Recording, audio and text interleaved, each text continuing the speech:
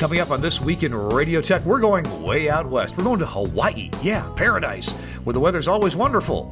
You'd think it would be. Don Mussell is our guest. He's an engineer on Kauai, and he travels the Hawaiian Islands building and fixing radio stations. That's next on This Week in Radio Tech. This Week in Radio Tech is brought to you by Broadcasters General Store with outstanding service, savings, and support. Online at bgs.cc. By the Ruby Console from Lavo. See Lavo in your future at lavo.com/TWiRT. And by Angry Audio. Audio problems disappear when you get angry at angryaudio.com. Hey everyone, welcome into This Week in Radio Tech. It's a show where we talk about everything from the microphone to the light bulb at the top of the tower and all the stuff in between. And oh my goodness, today we're going to have a lot of fun. I cannot wait for our guest to come on and start doing a little show and tell with you. I'm Kirk Harnack. I work for the folks at the Telos Alliance, and today I'm not in our usual Telos Alliance studios in Nashville, Tennessee. I'm actually at the Telos Alliance in Cleveland, Ohio, where the weather has been just awful for several days in a row, and it's not so bad today, but it's just been really crummy, and that's one reason why I'm so happy to be doing this show, because we're going to jet off across the Pacific Ocean to the Hawaiian Islands with our guests. So you hang on, that's coming up. Right now, I want to bring in Chris Tobin, my co-host. Chris, you're in a comfortable looking spot. How you doing? I'm doing well. Yes, quite comfortable in our performance space here at the radio station. Just having a cup of Joe. It's pretty good. You got coffee. I'm stuck with some water. So, oh well. Well, I don't know. We have craft services here that no, we don't. I'm only kidding. But, I have to get it myself. Don't they have craft services at Telos? Come on now. Well, actually, we've had dealer meetings here, and we have been well served with lots of carbohydrates and coffee. So. Dealer meetings. Interesting. Yeah. Telos Our elite cartel. dealers. Yes, exactly. More plans for world domination. We did see some love it. We did see some pretty exciting stuff this week. I can't tell you about, but if you come to NAB, you'll see it. And we'll take it to the back room and discuss it. Yeah, exactly.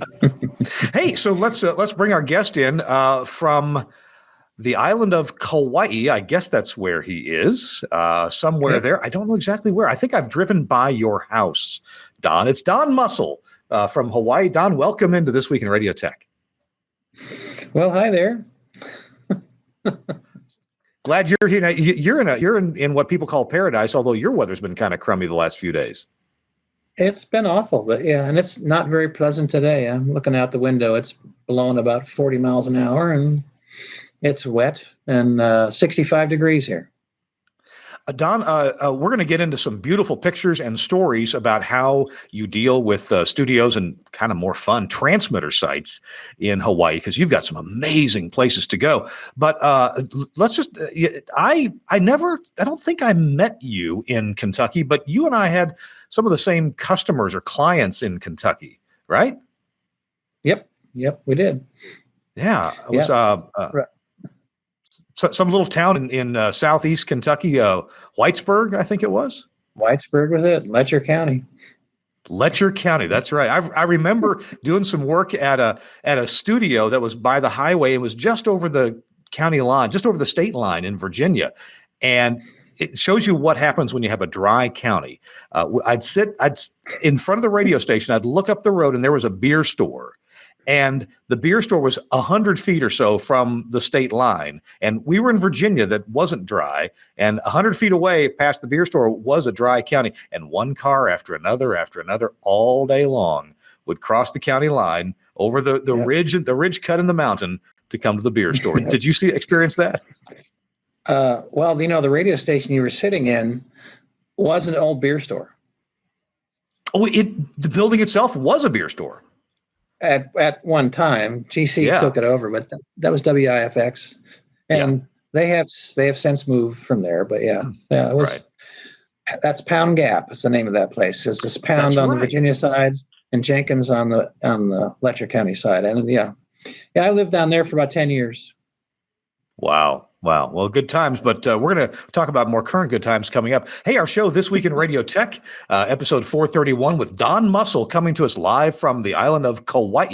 And he's got pictures from Mountaintop transmitter sites all over Hawaii. So, hey, if you're listening to this show, fine, but let me suggest you get the video version of this show because you're going to want to see the pictures of these incredible Mountaintop transmitter sites all across Hawaii that Don takes care of. Our show, This Week in Radio Tech, is brought to you in part by our friends at Angry Audio. Let's see what they have to say. Studio guests are only human, and humans cough, and they sniff, and they clear their throats, even on the air. You can cure this with Angry Audio's Guest Gizmo. Press the cough button, mute the mic. Every guest needs one. You know what else guests need? Headphones, which is why each Guest Gizmo also has a studio-quality headphone amp with individual volume control. Anything else? Well, you've seen those mic arms with the built-in LED tallies. They're gorgeous. So how do you light them up? Well, the Guest Gizmo does that too, illuminating the red light whenever the mic is hot. And installing the Guest Gizmo in your studio furniture is easy. You just need a 2 3/4 inch hole saw and a steady hand. You don't have to have a router to put these things in. Just make a round hole. Your studio gets a clean, custom appearance, and you get all the credit. So check out the Guest Gizmo and all the other cool gadgets at angryaudio.com. angryaudio.com. Thanks, Angry Audio, for sponsoring This Week in Radio Tech. All right, Chris, you haven't met Don before, and I got to meet Don last year in 2018 when I was there building a studio for KHKU FM in Kauai. Don, why don't you kind of fill us in on, let's start with the most recent thing with that station, and then we can go talk about some other stuff. But tell us about KHKU and the transmitter site that you've added us to. Well, there are only a few choices on an island like this. The population rings the outside of the island near the coastline. There's hardly anybody in the interior. And so the mountains are in the interior. So what you got to do is you got to find a spot, being FM, being line of sight, you got to find some place that'll reach everybody out on the ring and not worry about the interior. Well, there's only a couple choices. The best spot on island to put a transmitter for FM would be Mount Waialeale, which is in the center of the island. It's 5,200 feet above sea level, but there's no power and there's no access unless you want to go on a helicopter. And helicopter access is pretty limited because of the weather at 5,200 feet. Cloud level tends to sit right around 3,500 feet. And that's the general good weather day. So Mount Kahili, which is where I already had an established FM site for a couple stations, is at 3,000 feet. And it's somewhat south, on the south side of the island. And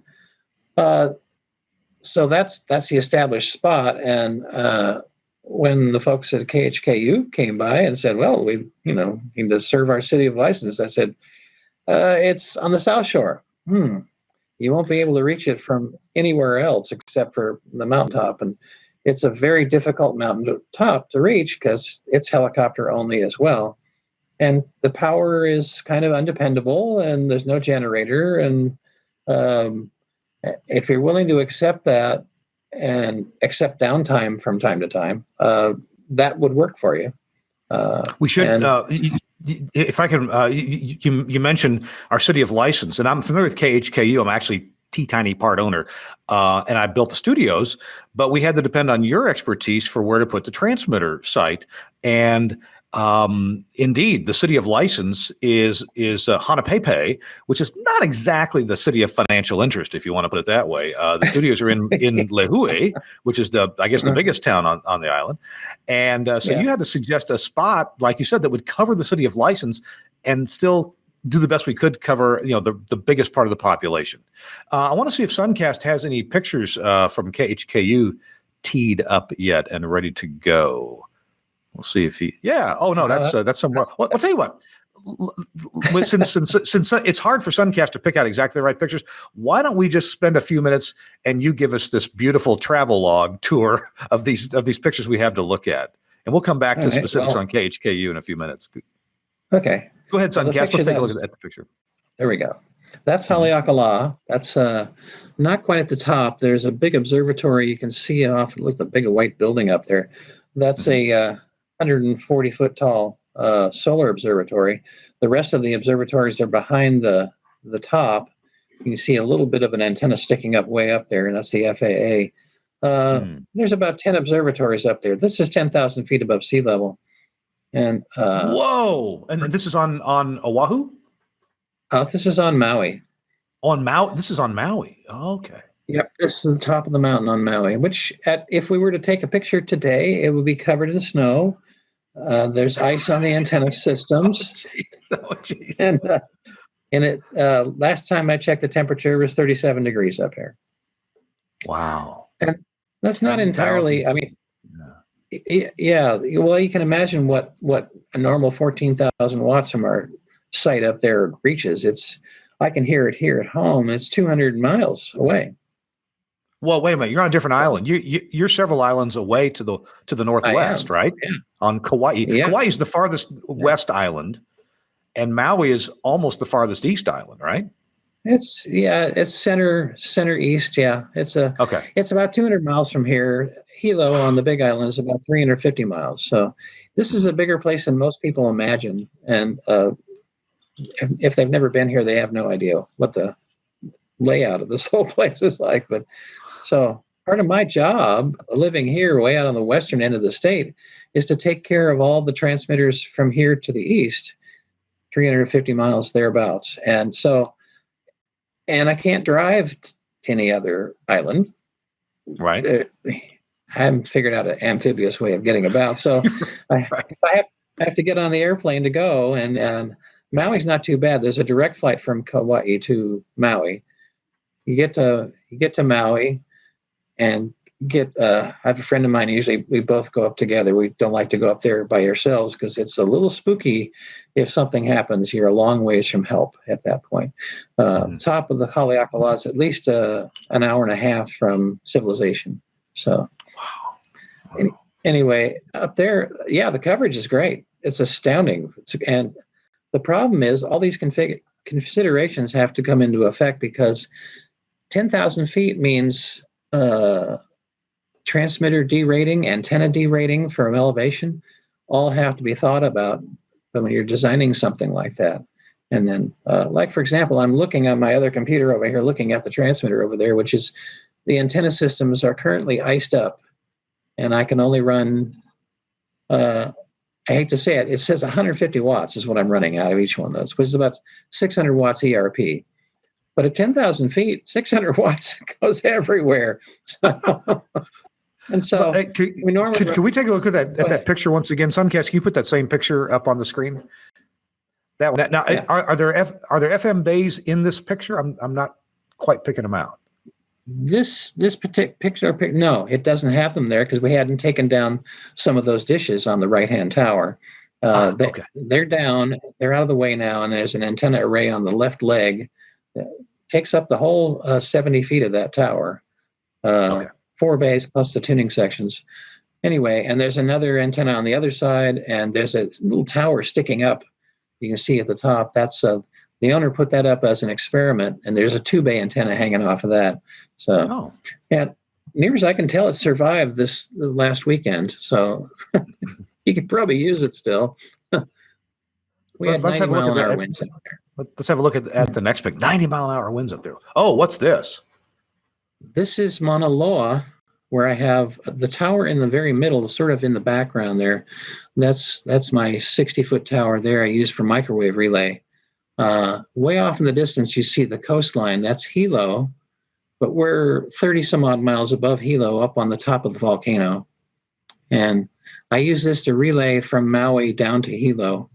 And it's a chore getting up here. Part of the problem with my job is that taking care of transmitters, putting them in, maintaining them, it's not a big deal. It's like everywhere else. It's the same, except I have to get there.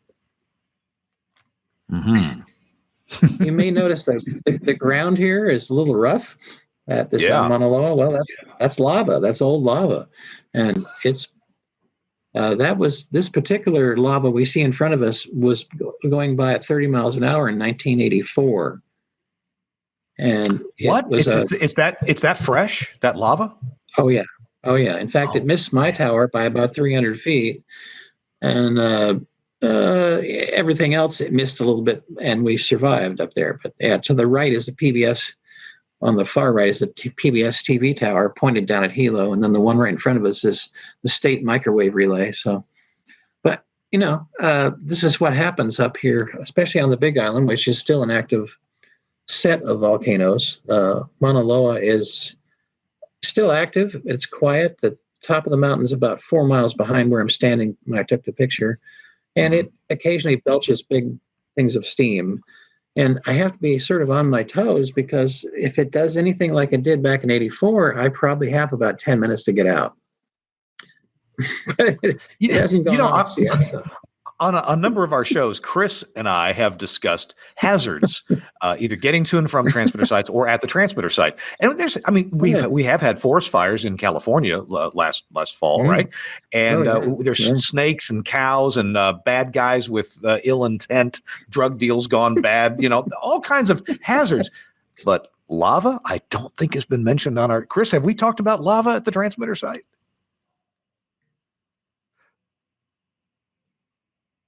Oh, sorry, Chris. I didn't mean to. My fault. Sorry.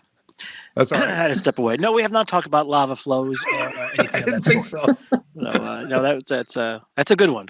And you only have 10 minutes to evacuate. That's even better. So is that when you pull out the single flying suit and you just strap it around, kick on the afterburners, and go straight up and out?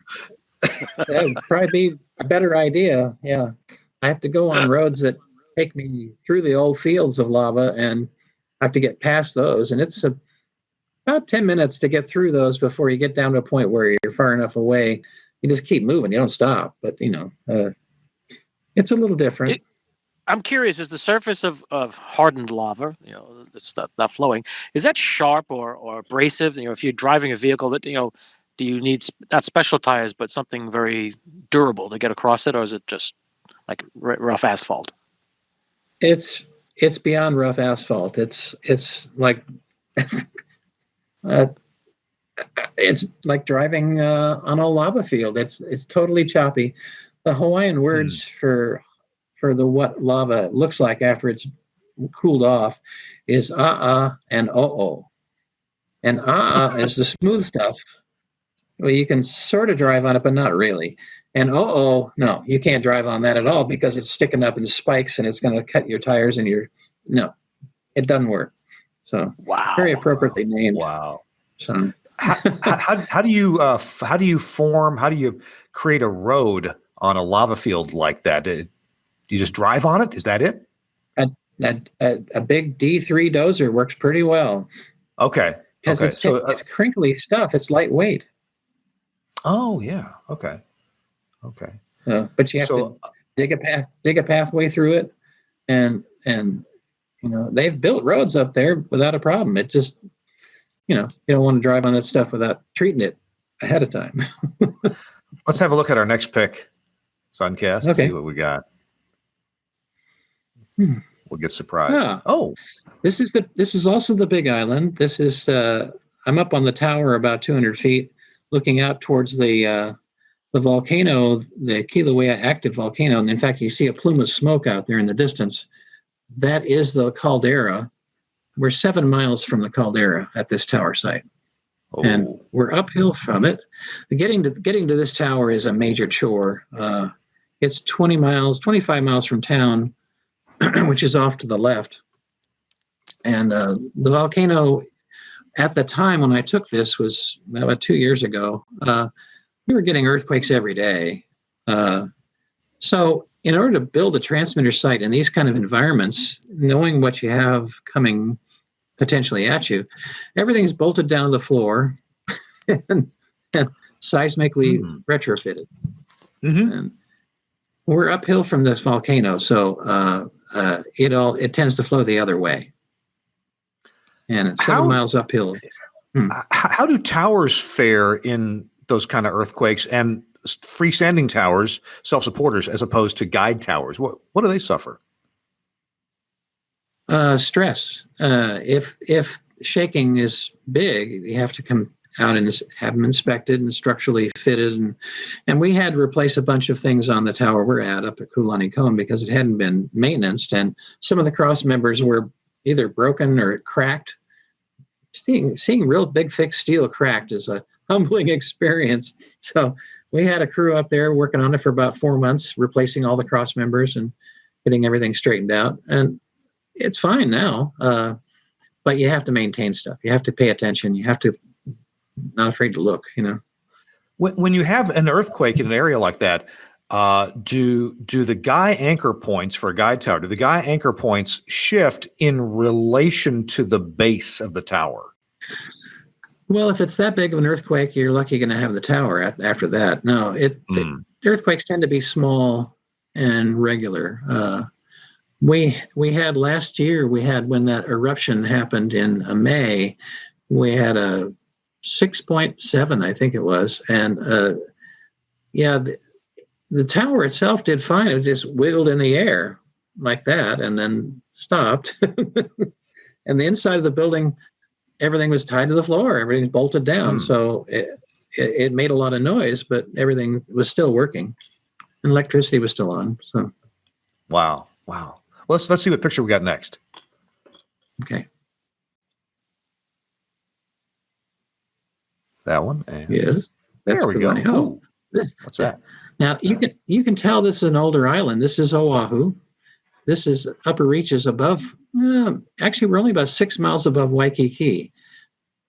But if I turned around the other direction and showed you, you see the stuff down by the ocean and all that stuff. This is looking up into the interior of Oahu, and that tower that's sticking up out of the bamboo is the one I put up in 2008. It's only 110 feet tall, but it has. In this picture, it only shows our 5-bay antenna. There's now auxiliary antennas, and there's another station on that pole as well. So there's microwave dishes on it. The top one is pointed back to the studio, and the one down below on the right-hand side of the tower, that's looking at Maui, which is about 110 miles from that tower. Oh, my goodness. Wow. And how is power delivered to that site? Well, through a very tenuous single-phase line going up the hill. There's a little bit of a telephone pole you can see sticking up out of the bamboo just to the left of the tower. You see the cross pole on the top. Yeah, I barely saw it there. Yeah. Down a little there bit. It is. There you go. There's the cross member. Right. Yeah. And we have a generator up there, and the generator's got 500 gallons of fuel in it, and we're prepared for days of being without power, which has happened in the past. Oh my goodness. Trees fall over, and that's the biggest problem we've had up there is just having trees fall over and knock the power lines down. And can you drive to that site? Yeah, it's paved all the way. Unbelievable. It's a great spot. And so is Haleakala on Maui. I can drive all the way to the top, totally paved in a regular passenger car. Works great. Wow. So I'm spoiled in some ways. The problem is the distance, once again. If I'm driving from the airport, I got to be prepared for an 1.5-hour drive to the top of the mountain, even though I can see it. It's right there. But of course, it's 2 miles. Yeah. It's 2 miles in the air, 2 miles above sea level, and a lot of zigzaggy roads all the way up. So that's from Eastern Kentucky, where you certainly spent some years. Yes. It's not quite that bad, but there was a site that GC went to in the national parks that was you couldn't get there by car; it had to be a 4-wheeler, and it was a good 45 minutes on a 4-wheeler to get to it. And I've walked that a number of times too. So wow. That's what you got to do sometimes. Let's see what picture's next, Suncast, if you want to flip us to the next one. Ooh. This is Mount Kahili. This is my island on Kauai. This is looking out towards the big Wili Wili Harbor on the left side and Lihue, the main town. And the main ridgeline there just separating us from the south coast. And most people know about Poipu, this big town on the south coast. Hanapepe is off to the right, off the picture frame. But yeah, we're about 3,000 feet up here above Hawaii. And once again, it's hard to know that this exists because you can't get there. There's no road up here at all. You have to fly. You have to fly. You can walk. Wow. Yeah. You can walk, but good luck. Carrying stuff of any substantial weight is too much of a task. And I've seen some other pictures of this site where you've done an amazing job of fitting several FM stations together at the site, but it's got more antennas than it was designed to have, I think. It was never designed for FM at all. It was put up, actually, originally, that tower, the pole that we use, was put up as a replacement pole in 1993 after the 1992 hurricane that came through. There was an anemometer up there who was put up by the cable company because they were using the site as a relay point for their two-way radios. And the anemometer they got via telemetry, it would key in and they get the wind reading. And the last reading on the day of September 11th, 1992, when Hurricane Iniki was coming through, the last reading was 226. Oh, my goodness. And then it disappeared. It was gone. I wonder why. I don't know. I have pictures of 226 miles an hour. I have pictures of the remnants of that, plus the building before it got hit. And it took a while. It took about 6 months to rebuild the site. And since then, they put in a single telephone pole as opposed to a big structure. Something round and slender was conceived to be the right way to survive such a thing. And we put a building up that's a triangular structure that seems to put up with the wind pretty well. I guess that would, as different walls pushed against each other, they're a four-sided building can parallelogram topple, whereas a triangular building doesn't. Wow, good idea. Right. As we say around here, akamai, which means smart. So that's what's that. And it's been there since 93 and it's working fine. And it's very tiny. So there's not a whole lot of room to move around. And the pole is very full of antennas at this point.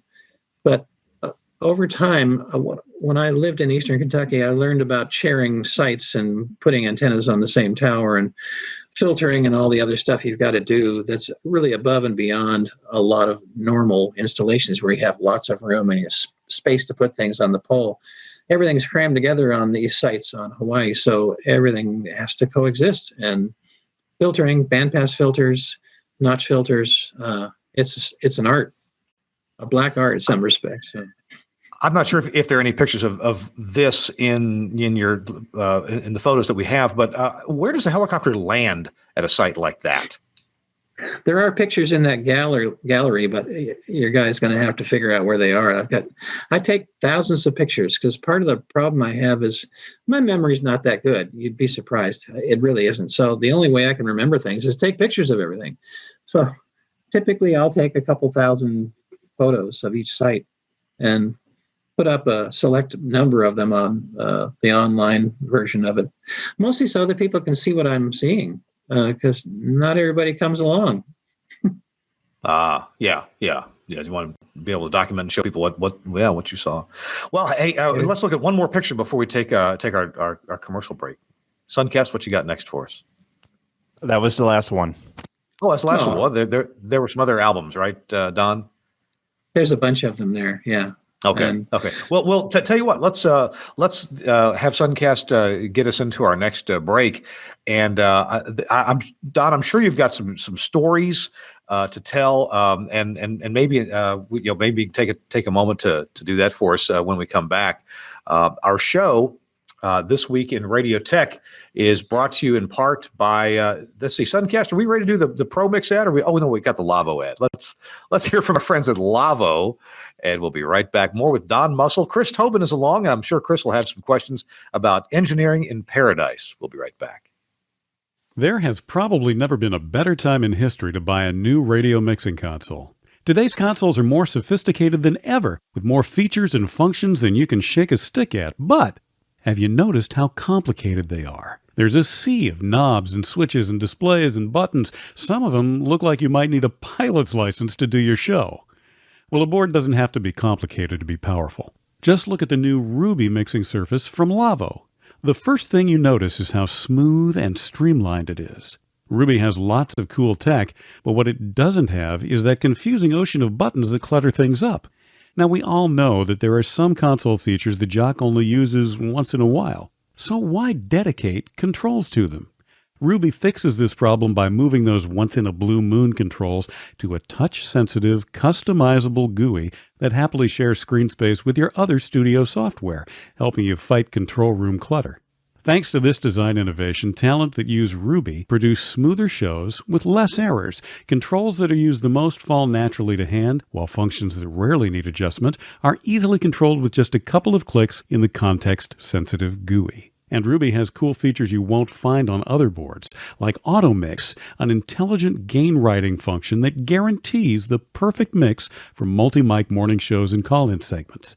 Dual mode snapshots that instantly switch the motorized faders between on-air and production modes, and enough DSP and I/O options to make even your pro sound pals green with envy. And because quality is as important to Lavo as it is to you, every console is proudly built to fanatically precise standards at Lavo's own factory in Germany. If you're ready to declutter your control room, do yourself a favor. Check out the new Ruby and the other cool Lavo radio tech at www.lawo.com/TWiRT. Hey, if you would, be sure you add that /TWiRT when you go to lavo.com. That'll take you right to the section where they have radio consoles and other radio products. And also it'll let them know that you went there because we asked you to, or because you were interested and you heard it from here. How about that? Thanks, Lavo, for sponsoring This Week in Radio Tech. All right, Chris Tobin is along, and so is Don Mussell. He's an engineer in Hawaii. It kind of sounds like a dream job that a lot of engineers would like to have. Don, maybe you can take a minute and maybe tell us why it may not be a dream job. I've always wanted, being a weatherman in San Diego, that'd be so cool. Be a weatherman in Honolulu, that'd be so cool. Why would I not actually want to be an engineer in Hawaii?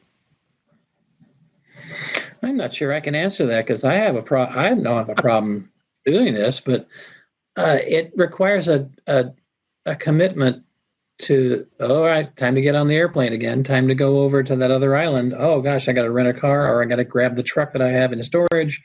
I've got to deal with a lot of logistical things that mainland engineers, as we say here, don't have to deal with, at least to a certain extent. If you live in the Rocky Mountains or you live on the West Coast where you're dealing with high mountains, yeah, you're going to be dealing with some logistical challenges. Let's put it that way. There are a bunch of mountains that are hard to reach. You got to have four-wheel drive or who knows what to get up there, snow trackers and all that. And, you wouldn't think that that'd be necessary in Hawaii, but yeah, right now we're snowed in up at Haleakala and I can't get there. And the Park Service closed the roads, so I can't get there to refuel the generator, which has been running since Sunday, things like that. So it's a challenge. And the other thing about Hawaii is that it's population-wise, we're 1.5 million people total in the state. Honolulu and Oahu is where most people live. There's about 1 million people on that island, and a commensurate amount of radio stations, and there's not enough engineers for everybody. And so those of us who are tasked with taking care of some things wind up having a bunch of hats and have to deal with travel and getting there and dealing with mom and pop operations for the most part.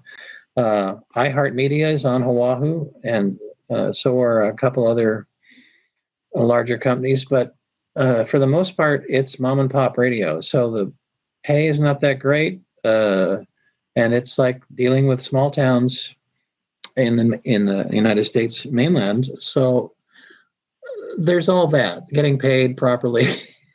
Yeah. And all that. So I came here originally back in the early 90s to build a small station here on Kauai, a non-commercial station. And that went pretty well. We got them on the air in 1997, and they're still thriving. They're doing fine. Part of the reason they're doing okay is because there's no competition.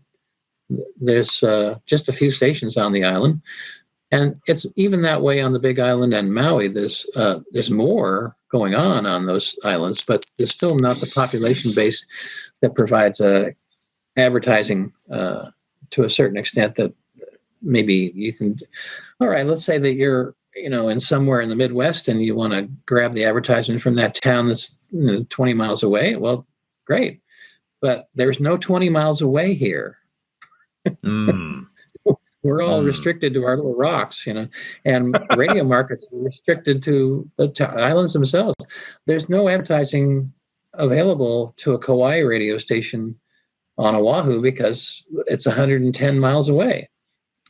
Same thing with Maui. They can't reach advertisers on the Oahu. So it becomes a bunch of small towns, basically. So, and that's the limitation. Talk to me, if you would, about you do engineering for the public broadcasters there, public broadcaster, and that's a different setup than a commercial broadcaster, because aren't they sending similar programming to all the islands? Yeah, it was so quiet over here for so long. They not only grabbed one main frequency, they grabbed two. Why not? And they have two separate programming streams for Hawaii Public Radio. One is all classical music, and the other is all news, talk, information, and everything else.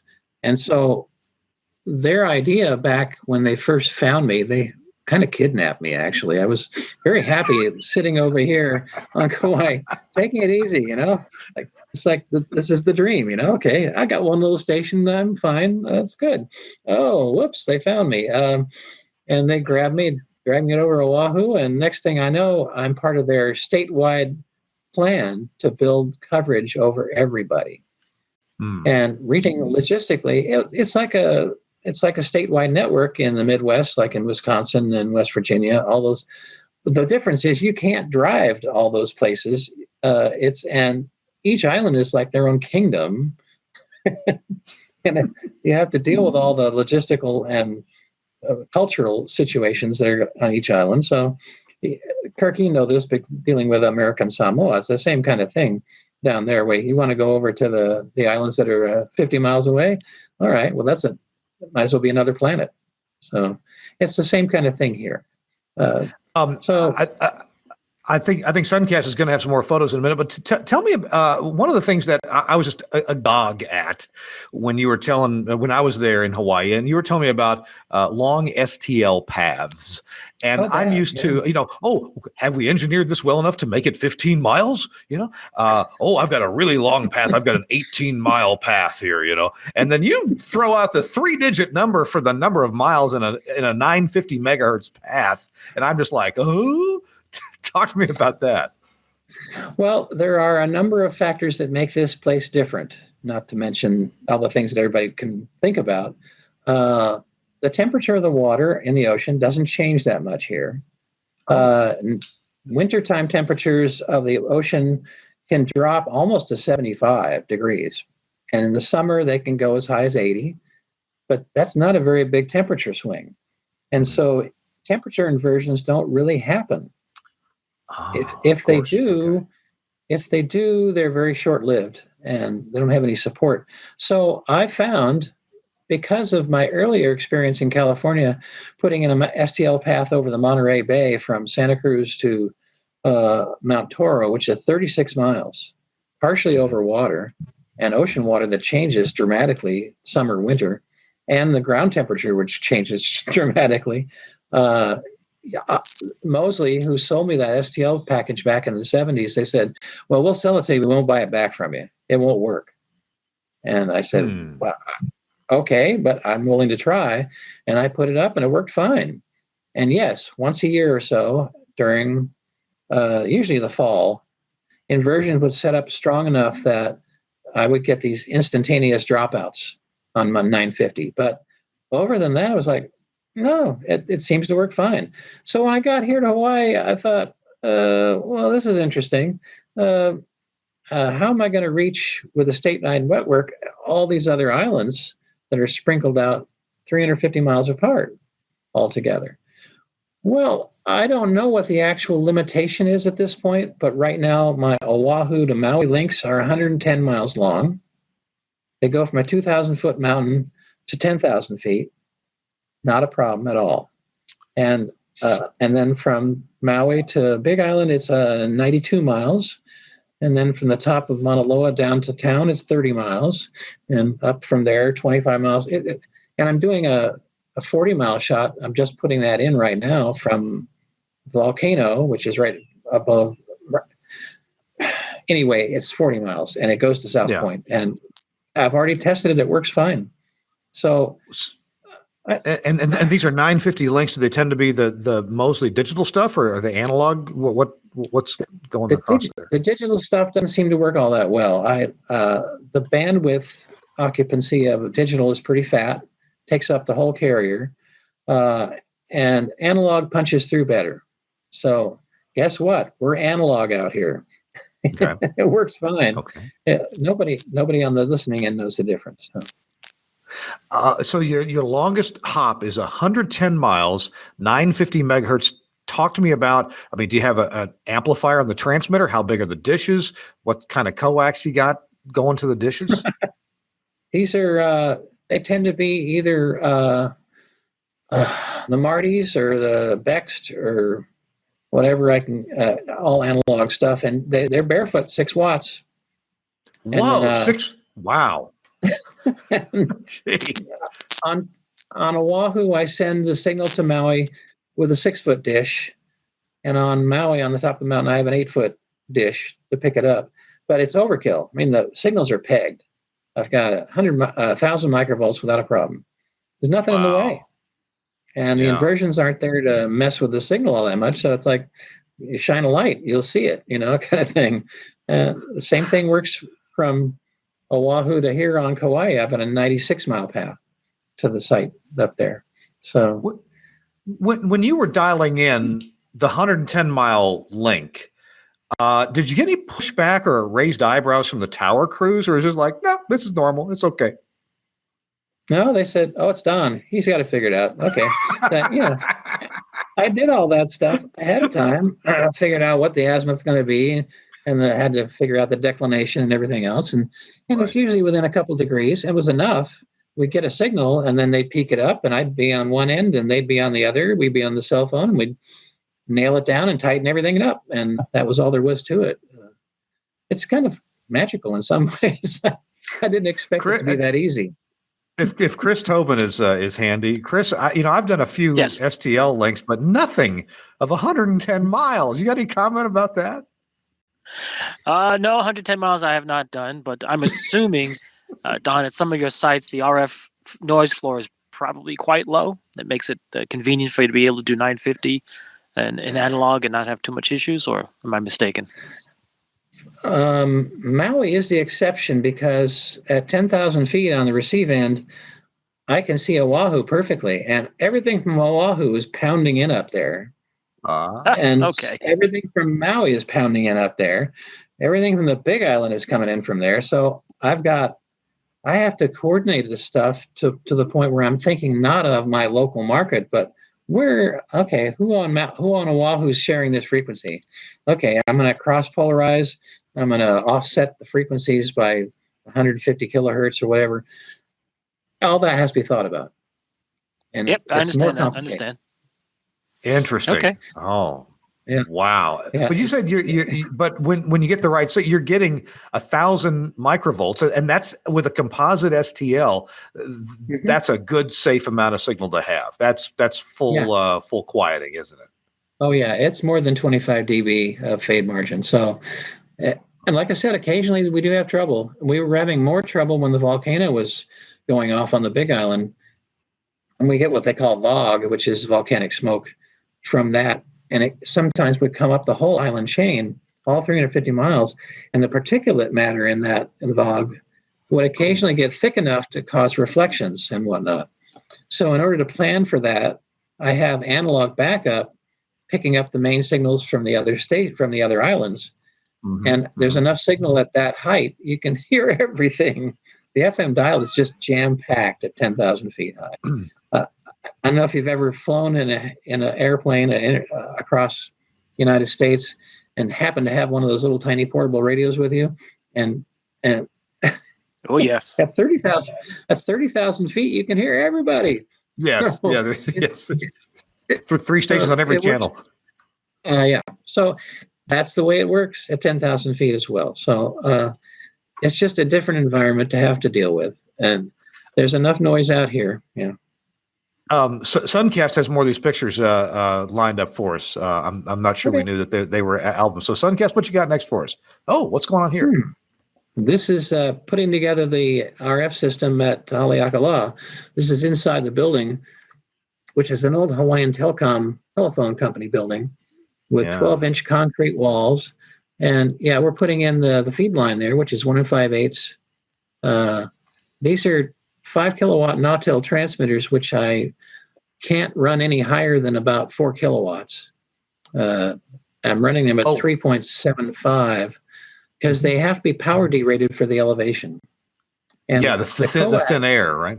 Yeah. You're right. And the coax is 1 5/8 for 3.5 kilowatts. And even at that, they run warm. Wow. Okay, let's see what's next, Suncast. Yeah. Oh, you see the ferrite beads there too. Yeah, there we are. Yeah. Not only do we have hangers, we have to put ferrite everywhere to wrap around the coax because at 10,000 feet, today was a great example. Last night we had lightning all night long up there. And it strikes the tower at great regularity. And we have a big ring ground system around the whole building and lots of wires trailing off into the distance and lots of ferrite filters and a big 4-inch ground strap everywhere. It's a little more robust than most people have to deal with. It's like Florida on steroids, Yeah. Next picture, Suncast. Let's see a few more here. This is inside the Haleakala building itself. Same site. Yeah, you see where everything's stuffed again. I had to coexist with the telephone company equipment up there. They have all of their fiber interconnects and their old analog interconnects, and the other half of the building is filled with microwave gear that they're still using as backup at this point. They're afraid to get rid of it. I do think it's interesting. You've got Nautel transmitters, which are pretty much top of technology, and you've got Bext STLs there, which are there's nothing wrong with them. They're just good old solid analog stuff, and that's what works for you. And the other secret, of course, is that I have backups for everything. The microwave gear, every piece of the microwave gear has a companion that's turned off, disconnected, ready to go, because that's what happens with the problem with analog gear is that there's very few people making it anymore. And even Marty under BE is having trouble with keeping up. I just ordered a bunch of links for the Big Island, and those are BE Marty's. And so anyway, I have spare fans, I have spare PA assemblies, I have all this other stuff. The other thing about being out here in Hawaii is that spare parts, you want them now? You want them next week? So I stock up everything, and it seems like totally luxurious to have backups of backups, but that's what I have to do to keep things on the air and repair things in a timely manner. So it's got more challenges than most other places. And this from American Samoa. You want to win? Is that even part of the United States? Right. You have a post office there? Oh my gosh. Well, and Hawaii, you get deliveries, numerous times a day, but it's still expensive to get stuff there overnight, to get stuff there quickly. Yeah. Although FedEx and UPS run just fine here, and I can get stuff in the post office in 2 days here from the West Coast. So it's not that hard. Let's buzz through just a few more pics before we take our last. What's that? This is up at Haleakala again, and this is you can see the thickness of the ceiling there. That's the roof, solid concrete as well. And we're putting in I think that's a backup microwave dish that's hanging outside around the lee side of the building, so it's sheltered from the wind. That's a backup. That's already ready to go. and we'll move that or twist it around as needed. And that, go ahead. I think our viewers should take note of the way the mast is mounted to the building. That we've done this. We've done this in American Samoa. We've built custom built these masts that attach to the wall and then stick out so that they can just clear the roof overhang and give us some mast above the roof line too. I think it's a great design. Yeah, and you notice we don't use little 2-inch pipes. Yeah. They'll fold over. Yeah. Let's take a look at this. Oh, wow. This is back at This is the tower at Haleakala, the one that's got ice on it right now. Wow. Yeah, it's actually a pretty easy one to work on. We tried using this method to hold up that antenna. It didn't work. A couple weeks after we put this up to point it at the Big Island, which is out in the distance there, it twisted all the way around from the wind. Oh, and wow. It needed a reinforcement pole, so we just decided to go with a bigger, heavier everything. So these dishes work okay as long as you prop them up and you brace them on either side. But it's very extreme weather up there. You can't put them up like, slap it to the side of the building with 2-inch pipe. Like I was saying, that's a 2-inch pipe there holding it up. Well, it got bent. It got twisted in the wind. So what's next here? Okay. Yeah, more on that view of the same. Yeah. You note that the tower itself is put together. It's at the base is 7-inch solid rod, and up at the upper it's 6-inch solid rod. Oh, wow. This is the backup antenna hookup. So this is the 1 5/8 to. Yeah. Oh, okay. This is what was that? This is the mic. If I can interrupt on that last slide with the rigid line. Yes.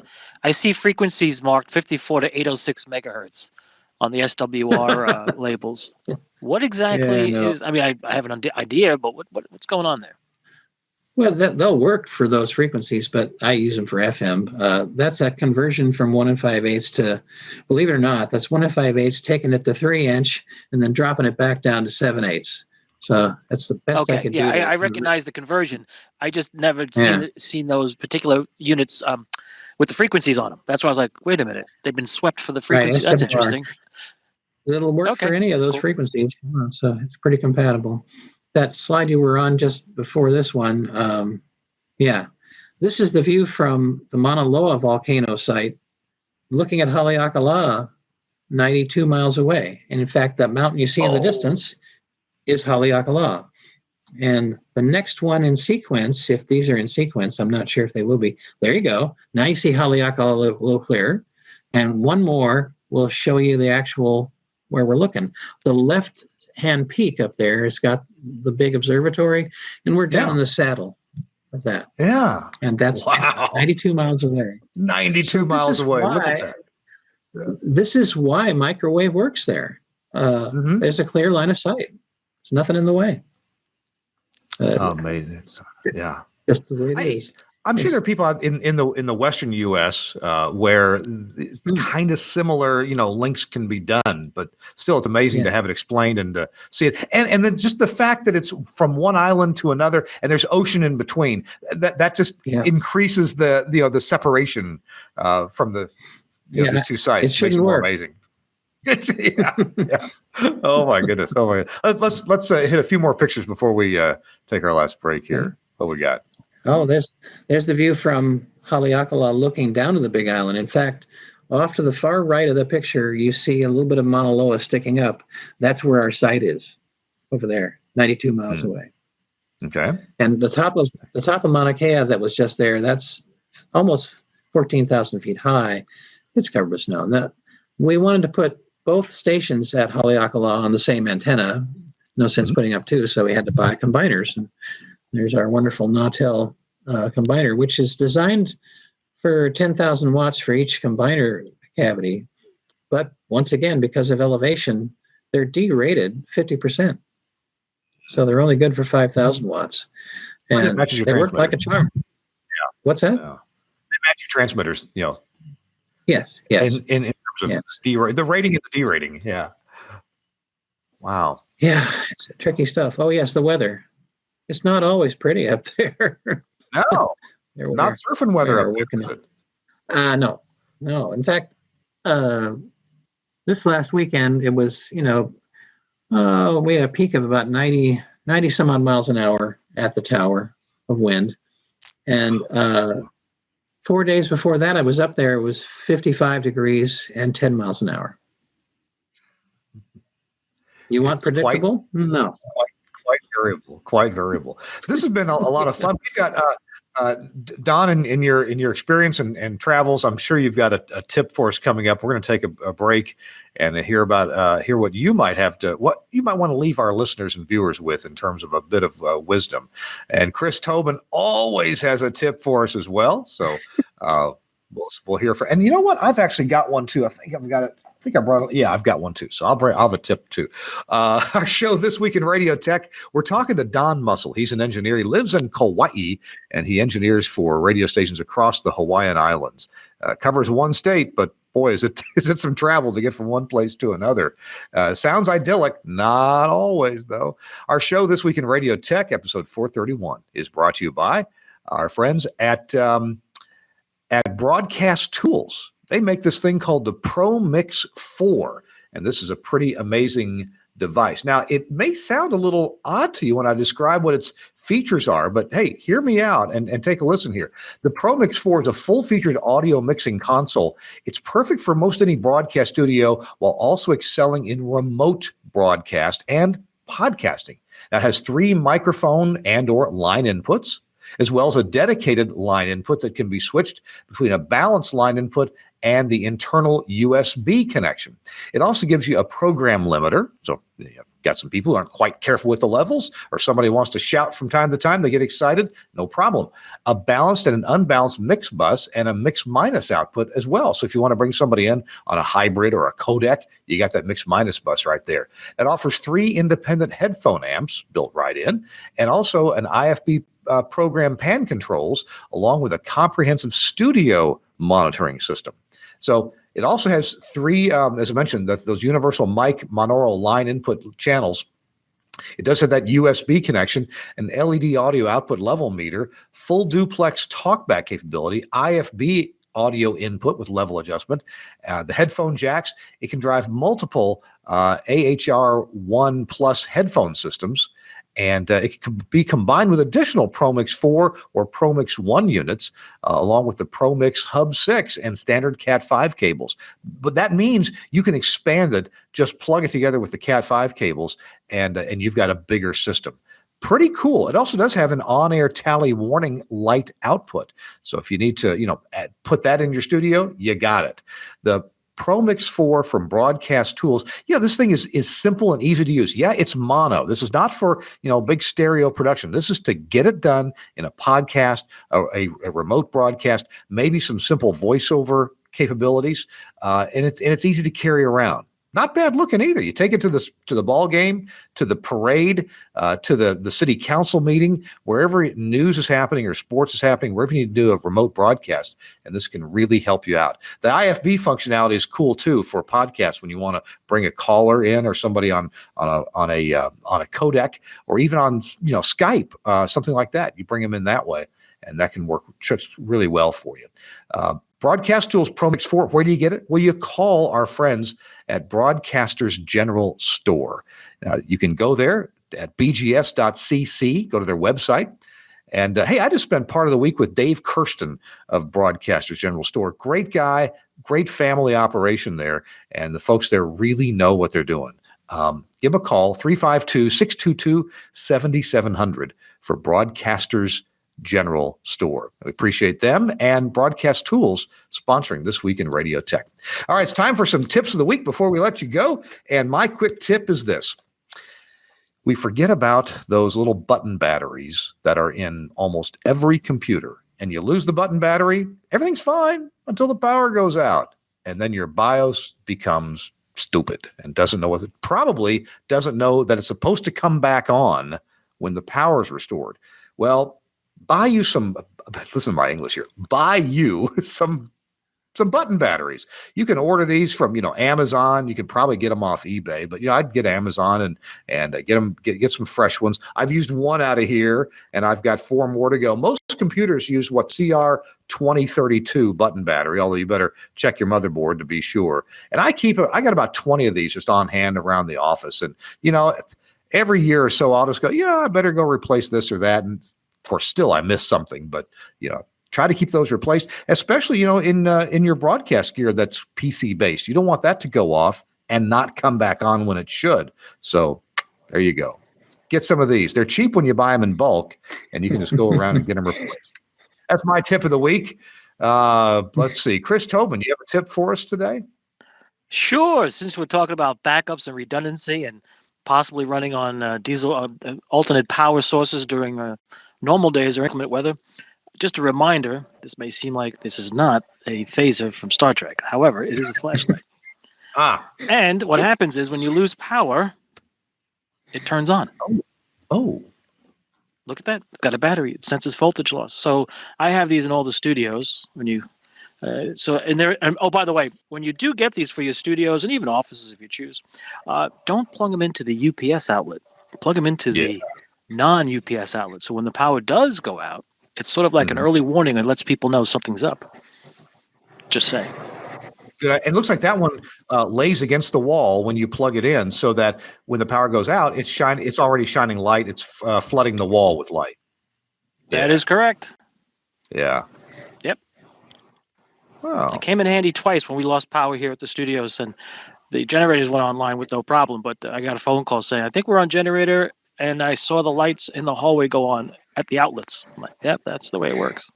I might call those removable wall sconces that work when the power's out.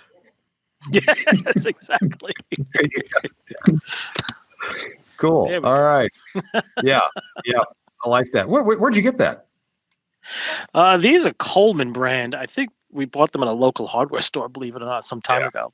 These are coming up on 2 years old, and believe it or not, they do have replaceable batteries in them. There's 2, I forgot the model number, but you can replace it. Huh, that's cool. It seems unusual, but good. All right. Don Mussell, with years and years of Hawaii experience, Mountaintop, what you got for us? Oh, I don't know.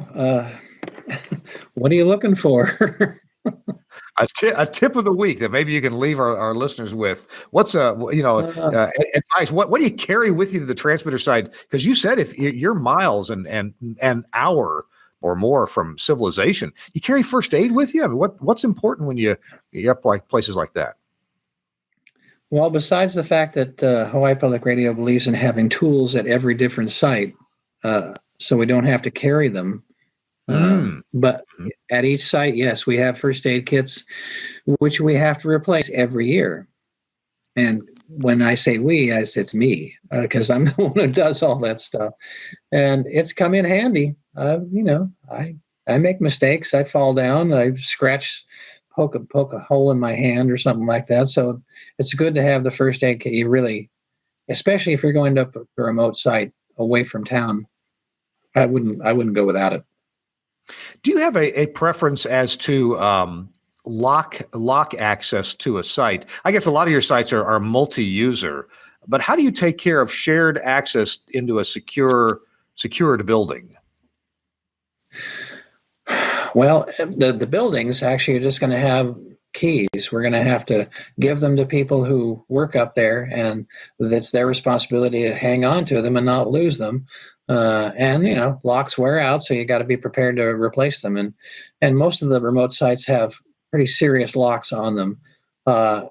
Access wise to gates and that kind of thing, we'll put combo locks in. And I don't want to share all my secrets, but I'm like anybody else. I can't remember combos. So what do? If you got more than one station at the tower, it's easy. Just pick one station and use the frequency. Yeah. Well, I'm not going to tell you which station. Well, we'll try 100.1 and 100.2 and 100.3. Well, I guess if it's a frequency in the U.S., it's going to be an odd number, an odd kilohertz.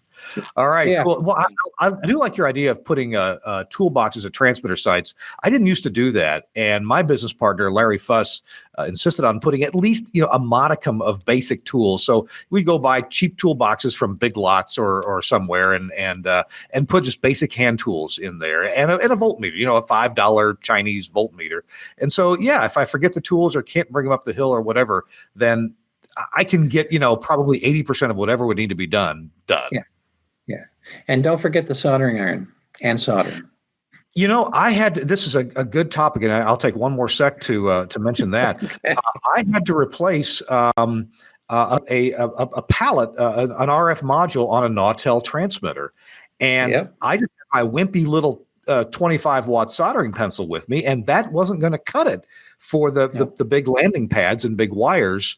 And there were only 3 or 4 or 5 wires on this pallet, but they had to. So what did I do? Well, I thought, how can I?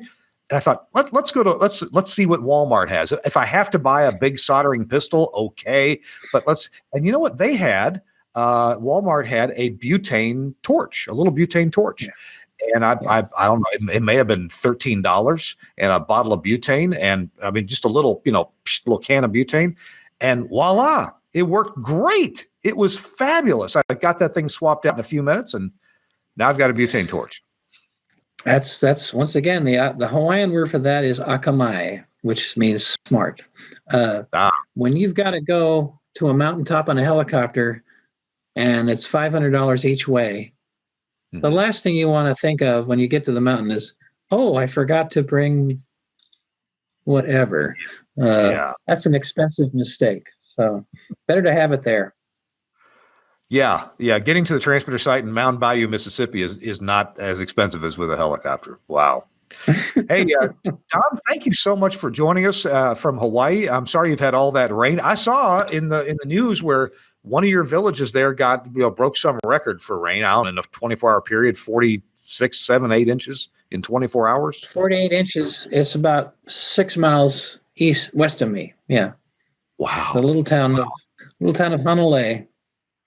Yeah. But you've also got a mountaintop there. You've also got a mountaintop there on Kauai that some years gets more rainfall than any other place on the planet. Well, the average rainfall up there is 450 inches a year. Gee. And the most we've ever seen since I've been here was in 1997. We got 760 inches up there. How many feet is that? Yeah, how many to measure? Divide. You said how many? 700? 760 inches. 760 divided by 12 inches. I can't even do that.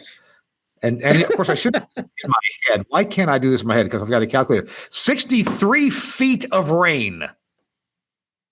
Yeah, spread out over the year. But yes, we have seasons here too, and we have the wet season right now. So, and it all flows downhill, so it all goes in the ocean. But it gets things out of the way on the way there. So, it's not, as we say around here, it's not the mainland.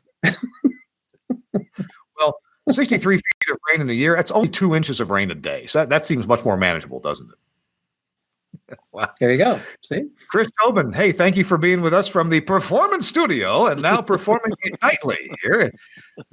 Order the beef tips. They're great. Thanks. Thanks, Don, for coming on. It's been great. Those pictures are awesome. Oh, sure. Going through your albums, it was pretty cool, and I can at least appreciate some of the climbing ones that I've done, that I do climbing too, so I can appreciate what it's like. It has its moments, that's for sure. That it does. So Don Mussell in Hawaii and Chris Tobin in New Jersey. And next week, our guest is Peter Femal of Public Media Engineering. And I've met Peter once. Great guy, smart engineer. We're going to learn a lot from Peter as well. So I want to thank you again, both of you, for being on the show. Don, thanks for taking time out of your day to join us from Hawaii. And Chris, thank you for joining us too at the end of your day. Hey, I got to thank Suncast too for getting all those pictures lined up and taking care of our video switching and lower third needs here This Week in Radio Tech.